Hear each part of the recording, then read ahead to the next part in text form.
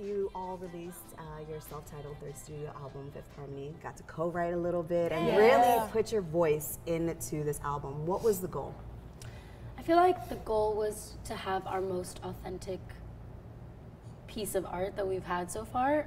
We've been together for 5 years now, so it was quite a process, being that we were a formulated girl group on a TV show, and there's a lot of, especially in the industry realm of things, people kind of doubting your abilities or your talents as an actual songwriter or as an actual artist. So it was kind of difficult, but we kind of gained the respect throughout the career with those songwriters and producers that we worked with and with our label, and they trusted us, and we demanded it also. We were like, we need to write on this album because we're all individually, singer-songwriters, and we're very passionate about that. So we wanted our voice to be as authentic as possible this round.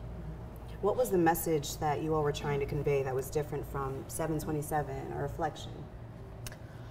I'm not sure if there was a particular message going in. I think that we were just really excited to kind of have the freedom for the first time. Like Lauren said, we never got the opportunity before, even though we are like singer-songwriters, being a manufactured girl group. I think people kind of paint this idea of us not being authentic or being able to be creative, but just the fact that we got a chance to be in the studio with one another, talk about our experiences and what we've been through. We can literally write a book about everything that we've gone through together and individually. So I think that that's kind of something we wanted to put through the music, and I think it's just growth as well, the place that we're in and just the happiness. I think that you can hear so much more through this body of work than any body of work before. I think it shows now more than ever. Yeah, and I feel like we also definitely, message-wise, like in our past albums, we wanted to keep the same messaging in terms of like, the girl power and self-love and self-discovery, and then just like having fun, like topics of life that we have touched upon, just in a more authentic voice this time than we ever have, because it came from us this time instead of people writing the songs for us. And I think what's also so special is the fact that we were able to play off of genres that we all collectively love and are into, such as R&B and soul and a little reggae in there. It's a mixture of things, and it was very important for us to incorporate that, so while we're on stage and performing these songs, we are in love with it and we feel confident about it. Was there a song off of the Fifth Harmony album that you consider like your baby because it really spoke to a real life experience? I would say Messy is a really special one that Normani and I That was the other one that I was thinking of. With the Dream Lab, who are some amazing, hilarious Aussies. They're so funny, so much fun. And it's kind of ironic because the song's more vulnerable. But it was so much fun writing with them and being able to connect. Normani and I were really inspired by the music, and we were like, you know what, let's talk about this, because sometimes, we have those songs where we're very confident and out there and everything's great, but we don't really have a lot of songs that kind of show that softer, more vulnerable, exposed side. So we were really feeling inspired that day by our emotions and, kind of getting in that little place. I wanted to touch on Messy for a second because the message in that song is embracing your insecurities and just dancing around the room with nothing but the radio on and really just like feeling in touch with yourself.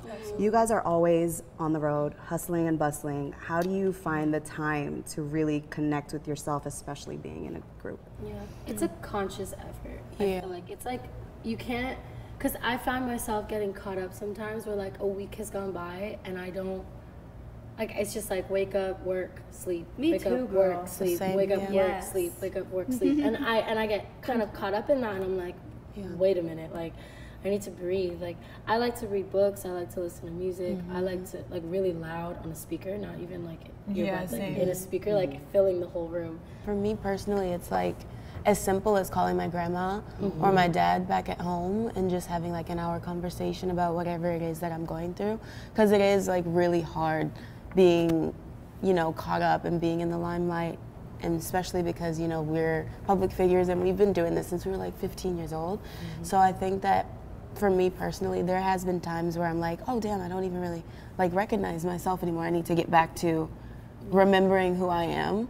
And I think that just having a great support system around you, even with having each other, really does, it helps that a lot. And going to church helps me a lot too. So. I think it's as simple as like taking like a little blanket with you from home, little things that remind you of home. I bring my cousin with me, in replacement of my mom. An actual human. Wendy, I need to step away a little bit. So just like a little growing up to do, you know, like I need you to feel like you're 20. Absolutely, that's so important, Dinah. Yeah. You're absolutely right. Like it does help. I have my stuffed animal moose. Literally Still has moose. So cute. So cute. My dad gave him to me when I was a little girl.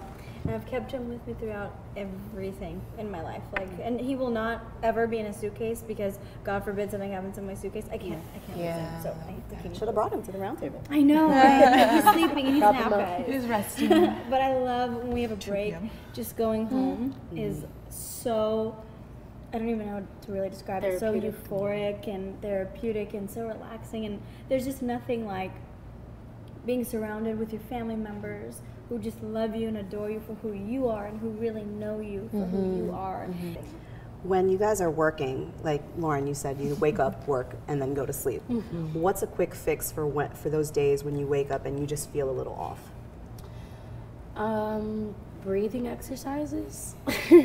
Like That's important. Just kind of, yeah. I kind of just like take periodic moments throughout the day where I just kind of inhale, exhale a few times, and just kind of gather myself, because there really is no remedy for it, because you can't think about it. You just have to go, you know, because we work such long days sometimes. Sometimes we wake up at 8 o'clock in the morning and don't go to bed till midnight, you know, and those kind of days are draining. They really are, because you're doing interviews, you're talking to a lot of people, you're in heels all day, which is the worst.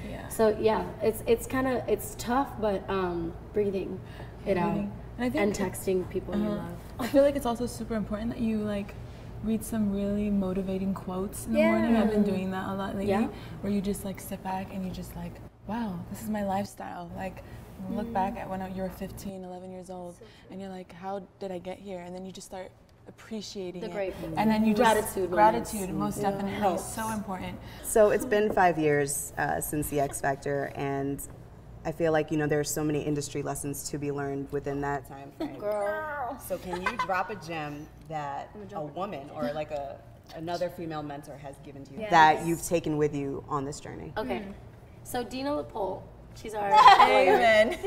This woman changed our lives, straight up. But one of the best things that I feel like she told us was, I don't care how old you are, I don't care what people have told you, you need to know your business. You need to figure out all of the working parts, and here's this, here's this, here's this, here's this, here's this, and this is why you need to pay attention.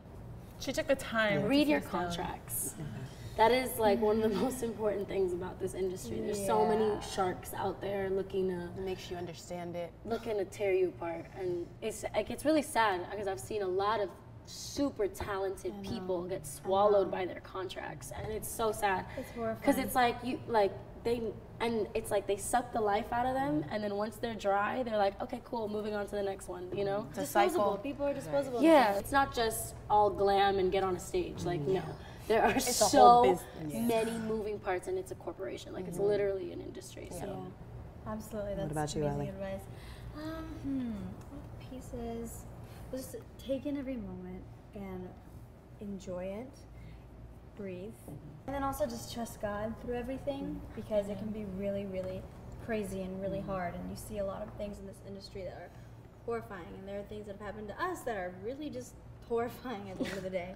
Just to have that faith and just to know that things are going to be challenging in your life, but just to persevere. Everything's a lesson. Yeah. I keep a journal with me. I used to write since I was like 10, because my grandmother gave me this journal, and this was like my first time writing. She's like, you need to just write like how your day is, and every little thing, because you'll forget it. Your memory cannot hold every little thing.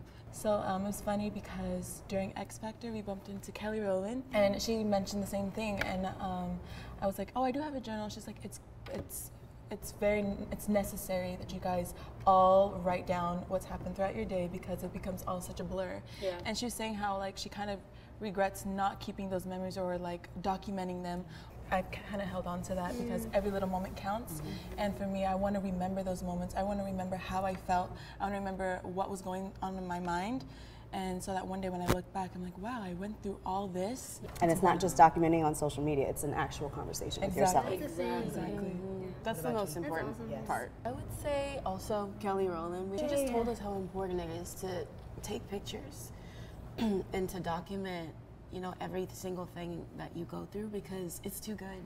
And I actually find myself sometimes like, oh my God, we were actually at the White House like twice, and we were invited to the White House. It's like moments like that you never. Why Obama in the show? Let's make that clear. Let's make it very clear. Make that clear. And it's just like we've done the MTV Music Awards, and we've done so much, like more than I would have even thought coming into it. We've killed it, and we're only. I'm 21 years old. You're 21. You're 24. You're 20 years old, and we're so young, and we've just done so much living. Yeah. And I think that one thing that she really stressed, she just kept saying like, take pictures, write everything down. You don't want to forget any of it. And she said that that's one thing that she regretted, was not documenting everything. And then also Nicki Minaj, she said, never let anybody steal your joy. Oh, Shout out yes. to Nikki. That was a good one. That's when I went That's a and bold peed. I wasn't there. Donna was She missed peeing out. in I the missed out. I went to go pee, and they had a Nicki Minaj moment while I was in the restroom, and I was really sad. Yeah. No, okay. We're gonna have It's it okay. again. Yeah. You look cute. It's okay. I was in her sorry. Instagram story. Yeah, there you go. At least. Looking back on this past year, what was the biggest hurdle that you guys experienced as a group and individually, and how did you overcome it? I think for us making this album, I think there's just so much that kind of went into it and so much that was going on. I feel like we knew who we were and we wanted to find our sound, but we also had to really be vocal and put our foot down and just say like, hey guys, we're creating the album that we want. We've been working very hard and we want to be able to write. So Chris Anakute came in and he helped with all that. And he was able to really give us that freedom and that freedom to have the input that we finally wanted. Honestly, we can't even pick one. Almost every day. It's an ongoing. There is a problem. There's something. There's some little demon working some little thing. Yeah. We always overcome though. We're resilient. We are so That's resilient. what we do. I am We so really proud are. of us. I can't even explain to you. Like, there's just so much and so many moments that so many people that like just they don't want to see you win. Yeah. Like Khaled says, like it's a real thing. It really is. They Real don't thing. want to see you win. They don't want to see you thrive. They don't want to see you happy. It's like this. But look at the smile, y'all. Right? You're smiling, and God is watching over and making sure that we're clear. Like, Amen. and it's really like it's about a focus thing. It's a mentality thing. Like I feel like we go into survival mode so often. We're like, what are we gonna do to get this done? And we always imagine figure being it in out. that place, only having to depend on one another. Each other, yeah. Like, luckily now we have an amazing team that we feel supported by. Yes. But there was a time where it was just the four of us. And it's like, what the hell are we gonna do? How are we gonna get through this? Yeah. And I think that our resilience comes from Each other. each other. And I think personally, like overcoming, like insecurity. I think I personally had a lot of growth with that this year. Oh my gosh, me too. More than ever in my life. I just have a really good support system around me, and like I'm very sure of myself and my purpose and like what I can offer the world. And when you do that, like when you separate your purpose from like, oh, what is everyone else doing, and what? How can I be like that? Or you know what I mean? Like when you separate yourself from that, and you're like, I'm the shit. I'm the shit. Yeah. I'm cool. Like, let me just be me. Let me just like elevate me. Because you're always all in your head. That's what I'm saying. And this industry does that to you. How do you maintain, and this is no pun intended, harmony within a group, but still be true to yourselves? I think the best thing is when you can kind of like take your ego and your pride away. Put it in a little box. Yeah, and say over like, here. And then analyze the burn it. situation. Yeah, I'm burned. No, analyze the situation and just admit. I think the best thing, the most important thing in running a healthy group is admitting when you're wrong. You know, admitting when like, And then it's not wrong to be I wrong. didn't. Yeah, that's the thing. That we're all growing and learning, growing, and sometimes life is intense, so you're gonna fuck up. You're gonna do things Yes. sometimes that you're like, wait, I didn't even mean to do that. That's I'm so the thing. sorry. And Like, communicating and being able to see it from the other person's side, like, oh, I didn't mean it that way, but you took it that way, and I'm so sorry. Like, I didn't mean that, or you thought that was that way, but it really wasn't, and I'm sorry for that lack of communication or whatever. But the most important thing is speak to each other in any relationship, y'all. Friendship, boyfriend, girlfriend, whatever. It's true. It's the big thing. It's the big Having that Number open one channel. key. I think it's also Major key. a matter of making sure that everybody feels supported. Because like what you asked, making sure that you still have your individuality while still supporting the group, which is the core of absolutely everything. I think just having everybody recognize, where home is, which is Fifth Harmony, and that's the root of it all. Like that's the source that kind of drives us all individually to be able to do anything else that we want to do. But in doing that, like, it's like, I'm happy for you, girl. Like, this is what makes your heart smile. Having that confidence and recognizing that each of us can be fucking great. Absolutely. And that I can be great, and you can be great, and you can be great, and you can be great in your own way, and we can all shine. We're also different from one another. Like, we listen to different things. I mean, we like a lot of things that and we can be that similar. we do love. For sure. Yeah, they're similar. Very similar. But we are very different from one another. So. It's really cool. It's like fun. It's like a little. We love different party, styles of guys. music. I mean, on the carpet we wear different styles of clothes, but we all keep it very cohesive. Yeah. We make it work. Shout out to that.